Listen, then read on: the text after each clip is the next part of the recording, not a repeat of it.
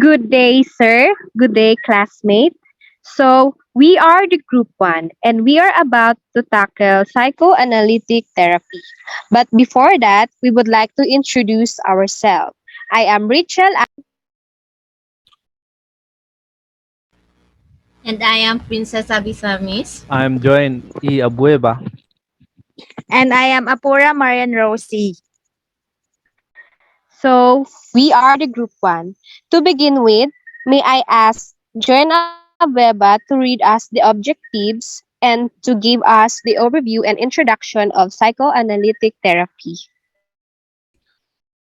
So guys, as we start our reporting at this moment, here the objectives.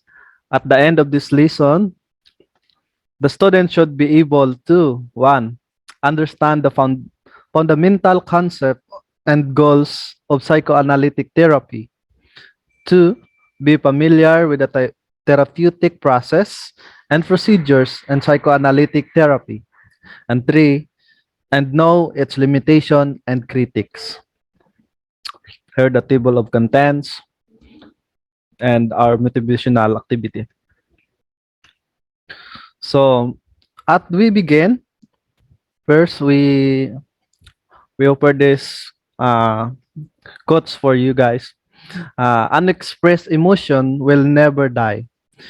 They are buried alive and will come forth later in uglier ways. For our founder Sigmund Freud. Let's begin to the proper discussion to the psychoanalytic therapy. The psychoanalytic therapy is a form of talk therapy based on Sigmund Freud theories of psychoanalysis. Especially, it is examine how your experiences obtained from the childhood may be contributing to our current experience and action. History and proponents. Sigmund Freud was born in Austria, and spent most of his childhood and the adult life in Vienna. He entered medical school and trained to become a neurologist, earning a medical degree in 1881. Soon after his graduation, he set up a private practice and began treating patients with psychological disorders. His, atten- his attention was captured by a colleague's interviewing experience with a patient. The colleague was Dr. Joseph Brower, and his patient was the famous Anna O, who suffered from a physical symptoms with no apparent physical cause. Dr. Brower found that her symptoms abated when he helped her recovered memories and traumatic experience that she had repressed or hidden from conscious mind. This case sparked Freud interest and unconscious mind and explored the development of some of his most influential ideas.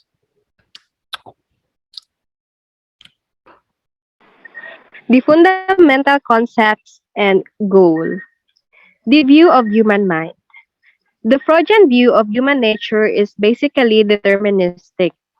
According to Freud, our behavior is determined by irrational forces, unconscious motivation, and biological and instinctual drives as they evolve through the case psychosexual stages in the first year of life. So to Freud concept, so for him, he is a type of a person, um, causality, which means it deals with the past experience that produce some present effect. And instincts. Instincts are central to Freudian approach. Although he originally used the term libido, refers to sexual drive or sexual energy. He later broadened it to include the energy of all the life instinct. This instinct serves the purpose of survival of the individual and the human race. They are oriented toward growth and development and creativity. Next slide, please. Models of the mind. So we have three: conscious, preconscious, and unconscious. Conscious play a minor role to Freud theory. Preconscious, sometimes called the subconscious. This is the home of everything we can recall, retrieve from our memory. Unconscious at the deepest level of our mind, resides a repository of the process that drive our behavior, including primitive and instinctual drives. So, explanatory naman yung models of the mind. Next slide, please. The unconscious mind. The unconscious cannot be studied directly but is inferred from behavior. Clinical evidence for postulating the unconscious includes the following. Dreams, which are symbolic representation of unconscious needs, wishes, and conflicts. Second, slip of the tongue and forgetting. Third, postonic suggestions. Material derived from pre-association techniques. Second to the last, material derived from projective techniques. And last, the symbolic content of the psychotic symptoms. Next slide. Anxiety, also known as the feeling of dread, that results from repressed feelings, memories, desires, and experience that emerge to the surface of awareness. Anxiety usually develops out of a conflict among the id, ego, and superego over control of available psychic energy. So in anxiety, we have three parts or three types of anxiety rather. Next slide, please. We have the reality anxiety. So when we say reality anxiety, the fear of danger from the external world and the level of such anxiety is proportionate to degree of real threats. So in real anxiety, um, we develop this in the natural or a situational context. For example, one of the example of reality anxiety when you are in a crowd and you are you are surrounded by you are surrounded by large trees, so you can develop that reality anxiety. Next is neurotic anxiety, the fear that instinct will get out of hand and cause to do something for which one will be punished. So neurotic anxiety is developed in our early stages of development. So when our parents try to punish us, so that's the time we can associate or we can develop the neurotic anxiety. One of the example of neurotic anxiety today, when you present a report in front of the professor. So that is the example of neurotic anxiety. Next is moral anxiety, the fear of one's own conscience. People with a well-developed conscience tend to feel guilty when they do something contrary to their moral code. So in moral anxiety, one of the example is when when your grandma died, so you feel that you don't do anything to help your grandma. So that's the time you have the moral anxiety. Next slide, please. Structure of personality.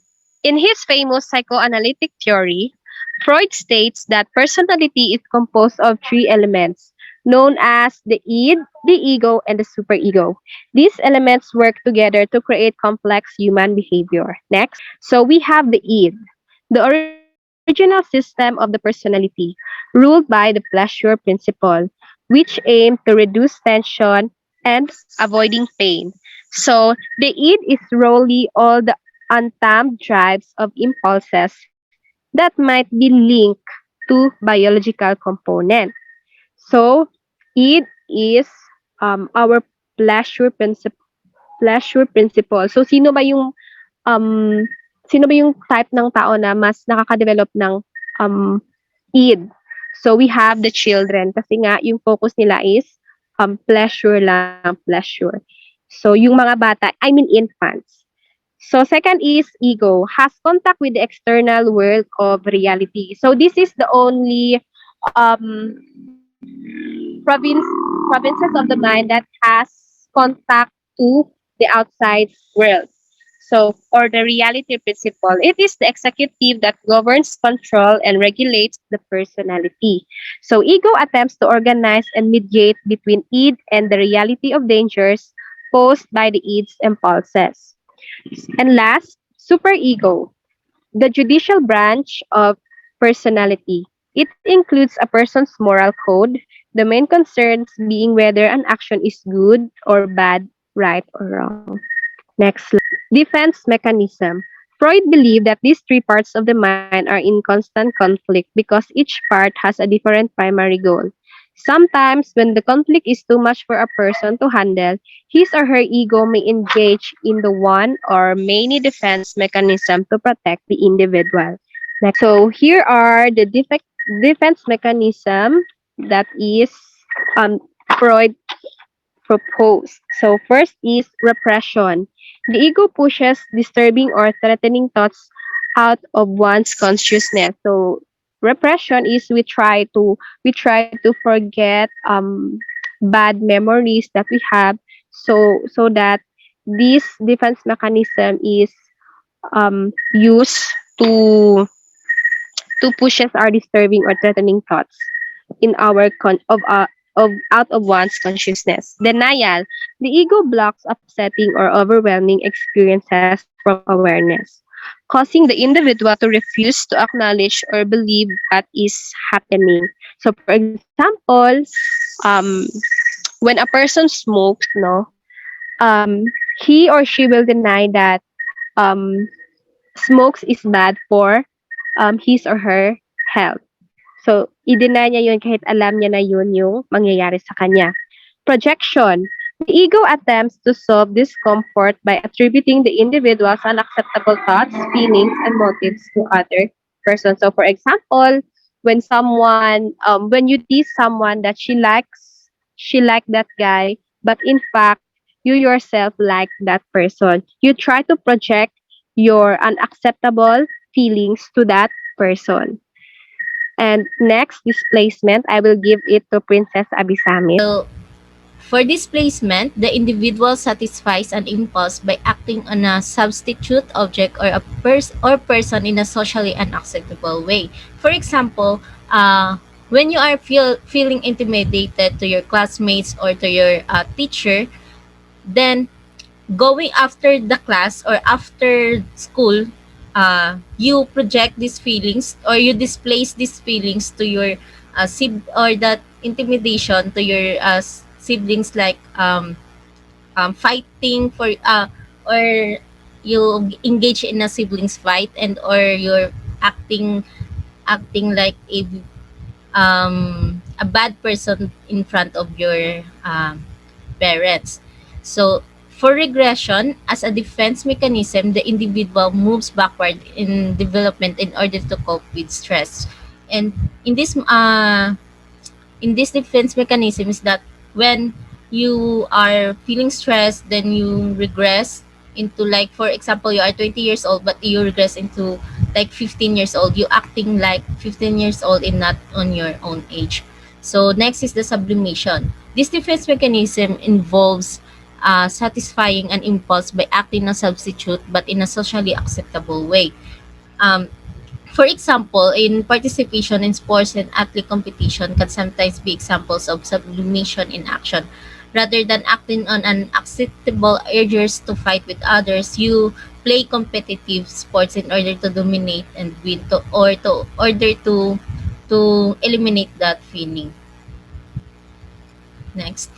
The main goal of psychoanalytic therapy is to bring unconscious material into conscious and enhance the functioning of the ego, helping the individual become less controlled by biological drives of demands of the superego. So that's the goal of psychoanalytic therapy. Next slide. So we'll going to move on from our next topic, which is the therapeutic process and procedures of psychoanalytic therapy. So the techniques of psychoanalytic therapy are aimed at increasing awareness, fostering insights into the client's behavior, and understanding the meaning of symptoms.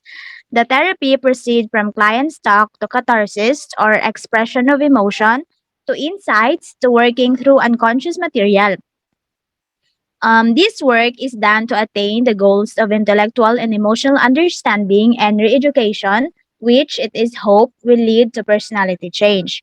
So there are six basic techniques of psychoanalytic therapy. First is the maintaining the analytic framework.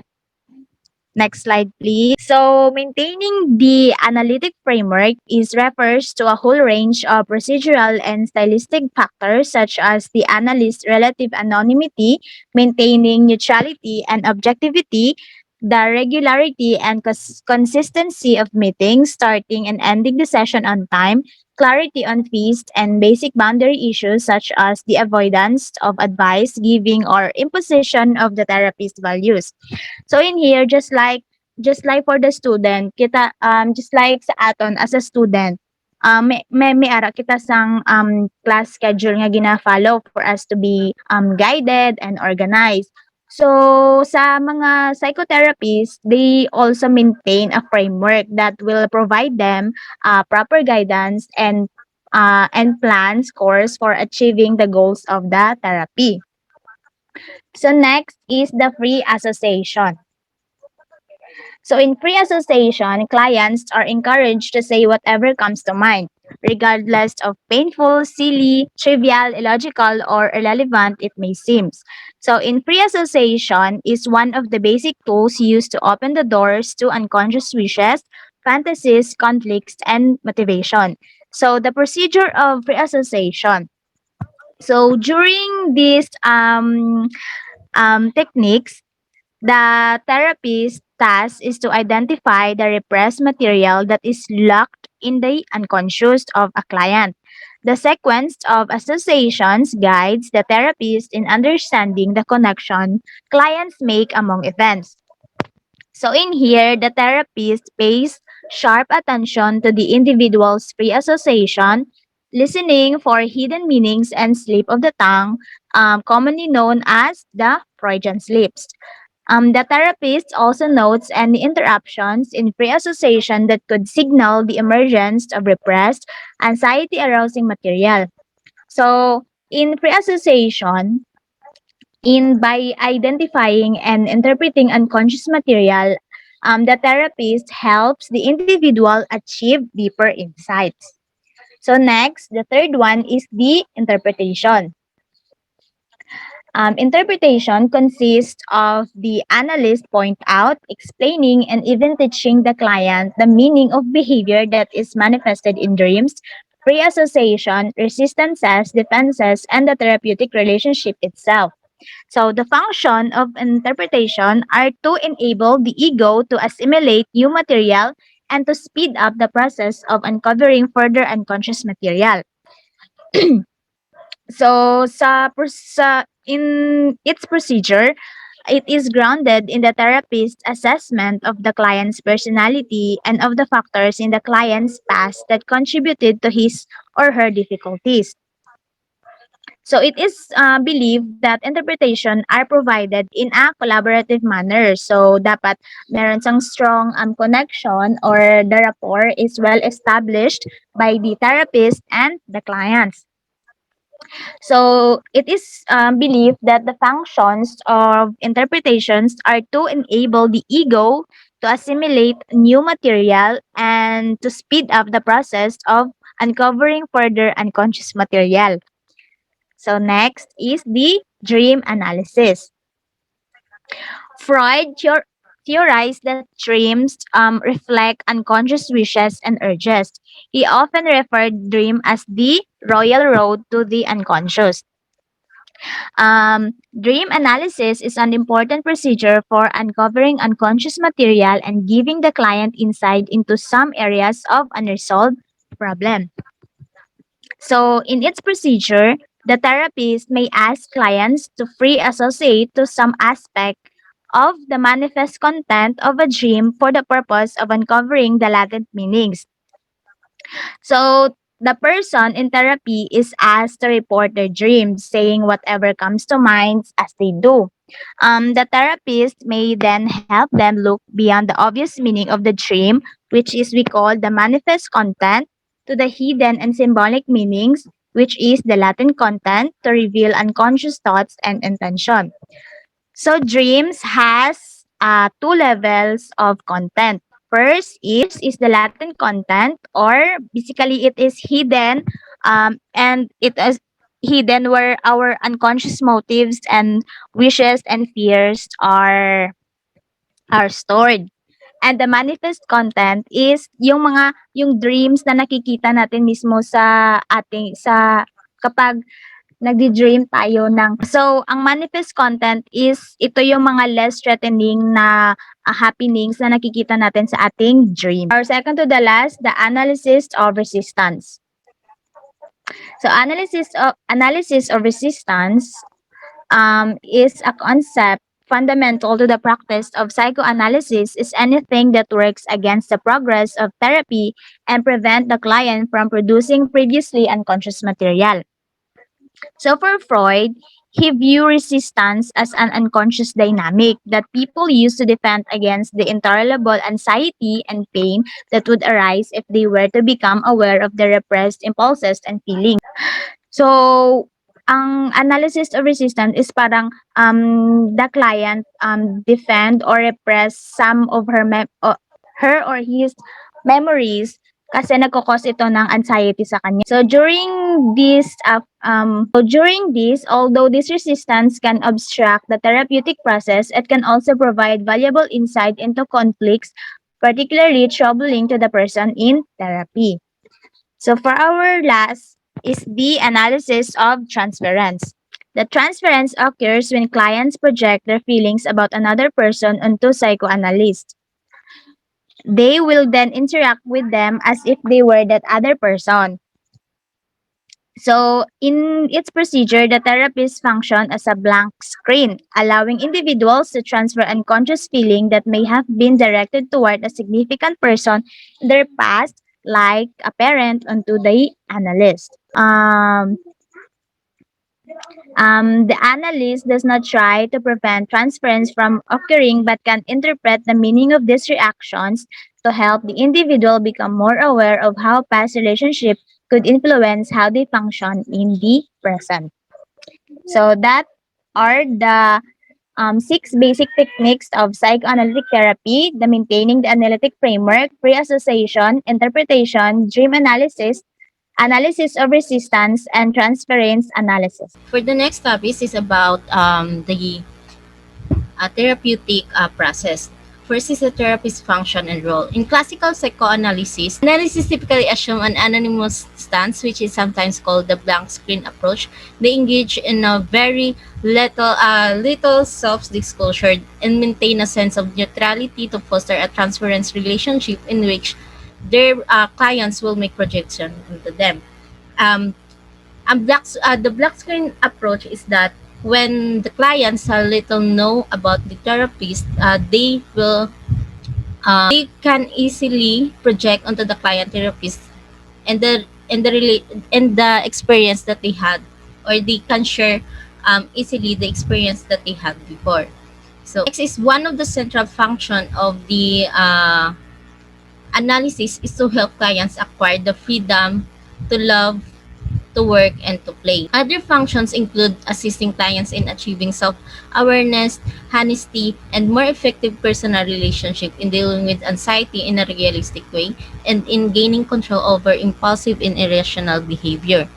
The analyst must first establish a work relationship with the client and then do a great deal of listening and interpreting. And the process of psychoanalytic therapy is somewhat like putting the pieces of a puzzle together. Since the psychoanalytic is dealing with the past, so more the experiences and the memories of the client will be putting together so that they can conclude, or the client, the therapist can analyze the case. Next is the client's experience and therapy. After some face-to-face session with the analyst, clients lie on a couch and engage in a free association. That is, they try to say whatever comes to mind without self-censorship. This process of free association is known as the fundamental rule. Clients report their feelings, experiences, associations, memories, and fantasies to the analysis. At the same time, the analysis is free from having to carefully monitor facial clues. The clients in psychoanalysis experience a unique relationship with the analyst. The clients is any idea or feeling, no matter how irresponsible, scandalous, politically incorrect, selfish, or infantile what the share or what he was talking about. The analyst remains non-judgmental, listening carefully and asking questions and making interpretations as the analysis process. Next is the relationship between client and therapist. Talking about Talking about the relationship of the client therapist, a significant aspect of the therapeutic relationship is manifested through transference reaction. So transference is the client's unconscious shifting to the analysis of feelings and fantasies that are reaction to significant others in the client's past. For example, when the client is really dependent to the therapist, the feeling or the client's feeling will be projected to the therapist. For example, that the client sees her therapist or his therapist as her father or his father, then that the client's feelings for his father will be seen through the therapist. Then next, please. Next is the working through process, consists of repetitive and elaborate explosion of unconscious material and defenses, most of which is originated in early childhood. If therapy is to produce change, the transference relationship must be worked through. So this is called the working through process. So working through is achieved by repeating interpretation and by exploring forms of resistance. It results in a resolution of old patterns and allow clients to make new choices. So clients have many opportunities to see the variety of ways in which their core conflicts and core defenses are manifested in their daily life. It is assumed that for clients to become psychologically independent, they must not only become aware of this unconscious material but also achieve some level of freedom from behavior motivated by infantile striving, such as the need for total love and acceptance from parental figures. Next, relationship, client and therapist relationship is the countertransference. It is the ang pinagkaiba ng transference. So, it is viewed as a phenomenon that occurs when there is inappropriate affect, when therapists respond in irrational ways, or when they lose their objectivity in a relationship because their own conflicts are triggered. So in here, when if the transference is the clients towards the therapist, the counter transference is the therapist toward the clients or toward the clients. So when the client is too much dependent to the therapist responds to that dependent respond to that feeling of the client. So it is critical that therapists become aware of their counter transference so that their action toward clients do not interfere with their objectivity. For example, a male client may become excessively dependent on his female therapist. The client may look to her to direct him and tell him how to live, and they may look to her for the love and acceptance that he felt and he was unable to secure from his mother. The therapist herself may be unresolved needs to nurture to foster a dependent relationship and to be told that she is significant and she may be meeting her own needs by in some way keeping her client dependent.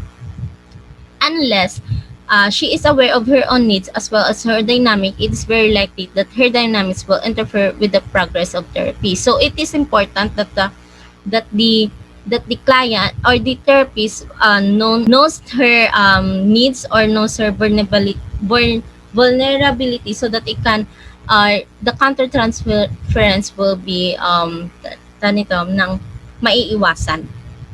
Next please. So next is moving on. Next is the limitation and critique. Talking about the strength of psychoanalytic therapy, the importance of sexuality and the unconscious in human behavior, since the psychoanalytics is more on the like the approach of Freud is more on the sexuality, which is the Oedipus and the Electra conflict.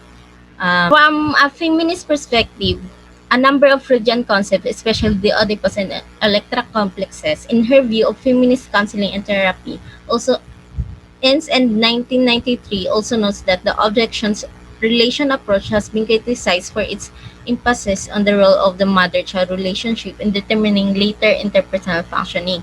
The approach gives great responsibility to mothers for deficiency and distortion development. Fathers are conspicuous conspicuously absent from the hypothesis about patterns of early development. Only mothers are blamed for inadequate parenting. Next trend is the approach lends itself to empirical studies. Freud's proposals have generated a tremendous amount of research since the early 1900s, and some psychological tests such as the thematic apperception test or the Rorschach ink blots are rooted in the psychoanalytic theory. So talking about the critic of therapeutic of psychoanalytic approach is that some criticize psychoanalytic practitioners for ignoring empirical research. In the eyes of psychoanalytic practitioners, the systematic, controlled observation that are required for empirical studies sacrifice the complexity of what occurs in the therapeutic process. Thus, most or according to Wolitsky 2011, thus most analysts are not consumers of research, let alone contributors to it, because such research is also generally felt to be an unacceptable intrusion into the sanctity of the analytic relationship. So talking about limitations, psychoanalytic therapy is generally perceived as being based on upper and middle class values. All clients do not share these values, and for many, the cost of treatment is prohibited. There are a number of practical limitations of psychoanalytic therapy, considering factors such as time, expense, and availability of trained psychoanalytic therapists. The practical applications of many psychoanalytic techniques are limited. This is especially through methods such as pre-association, the couch, dream analysis, and extensive analysis of the transference relationship. A major limitation of the traditional psychoanalytic therapy is the relatively long time commitment required to accomplish analytic goals. Contemporary psychoanalytic-oriented therapists are interested in their clients' past, but they intertwine the understanding with the present and with future goals. Next is the overemphasis on biology and unconscious forces and considered as sexism. So that's ends our lesson. I would like also to add the potential limitation of the psychoanalytic approach is the anonymous role assumed by some therapists. This stance can be justified on theoretical grounds, but in therapy situation other than classical psychoanalysis, this stance is unduly restrictive. So the newer formulation of psychoanalytic practice places considerable emphasis on the interaction between therapists and clients, and in the here and now, and therapists can decide when and what to disclose to clients. So to summary our report, thank you for listening. Psychoanalytic therapy is a form of therapy based on a talk therapy based on Sigmund Freud's theories of psychoanalysis. The approach explores how the unconscious mind influences your thoughts, feelings, and behavior. According to Freud, human nature is purely deterministic, where our behavior is determined by irrational forces, unconscious motivations, and biological and instinctual drives that are stemmed from repressed childhood memories or experiences that hold a certain degree of impact our lives. He also emphasized the instincts as the essential to the psychoanalytic approach. Freud originally termed this as libido, as what Dewitt explained, comprising of sexual energy, but then broadened the term of life instincts, where a pleasurable act serve as person's goal in life to simply gain pleasure and avoid pain. Our personality consists of three specific and distinct systems, which is the the ego, and the superego. Bear in mind that these three systems do not function as three separate entities, but as one whole interdependent system. The unconscious can be compared to an iceberg. The conscious can be on the tip of it, but underneath sea level is a massive body of the unconscious, where, according to Freud, is where psychological function exists. Experiences, memories, repressed material, as well as needs or motives that are out awareness and control. For the individual to cope with anxiety and prevent the ego from being overwhelmed, defense mechanisms are used. Defenses have two things in common. They either deny or distort reality, and they operate on the preconscious or unconscious level. Defense mechanisms are repression, denial, reaction formation, projection, displacement, regression, sublimation, and there are more. Psychoanalytic therapy typically uses methods to bring unconscious material out in the open. Its main focus is leaned toward development of the individual in the earlier years, where experiences are discussed, reconstructed, interpreted, and analyzed. With the help of transparent relationship with the therapist, both client and therapist explores the past of the client, which will then lead to the character change. The primary tools of the trade of psychoanalytic therapy is the analytic framework, free association, interpretation, dream analysis, analysis of resistance, and analysis of transfer. That would be all. Thank you. For the our reference,